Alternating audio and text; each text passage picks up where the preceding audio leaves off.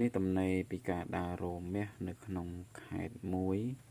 ស្រុកមួយឃុំមួយភូមិមួយគឺជាតំបន់រ៉ែមាសធម្មជាតិនៅប្រទេសកម្ពុជាយើងសម្បូរទៅដោយមាស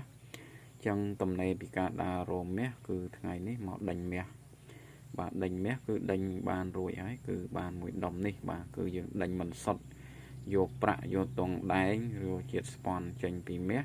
គឺឲ្យនៅសល់តែមាសសុទ្ធគឺមាស99.99 បានន័យថាមាសការ៉េ9យើងហៅកាត់ថាមាសទឹកដប់ហ្នឹងបាទនេះគឺបានដេញប្រសុទ្ធរួចហើយបាទនេះគឺជាកន្លែងដែលខ្ញុំដេញប្រសុទ្ធមាសបាទគឺកន្លែងដេញប្រសុទ្ធមាសគឺមានសម្ភារៈកំប៉ុងវះក្បាលផ្លុំបាទមានទឹកម្សាមាន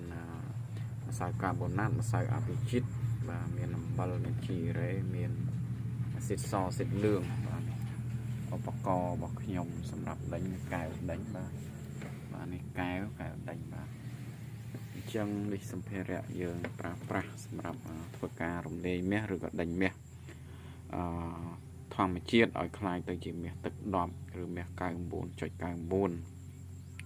បាទអញ្ចឹងក្នុងមួយដុំនេះយើងដេញរួចហើយយើងបានថ្លឹងសាកមើលហើយគឺទម្ងន់របស់វាគឺ 7G 4ហ៊ុន8លីបាទក្នុងមួយដុំនេះ 7G 4ហ៊ុន8លីបាទយើងបានដេញប្រសុទ្ធវាคล้ายទៅជាមាសគីឡូឬមាសទឹកដប់រួចហើយបាទនេះគឺជាកម្លាំងញើសឈាមដែលខ្ញុំខំប្រឹងប្រែងស្វែងរកតាមអូរតាមជ្រោះបាទគឺតាមតំបន់រ៉ែ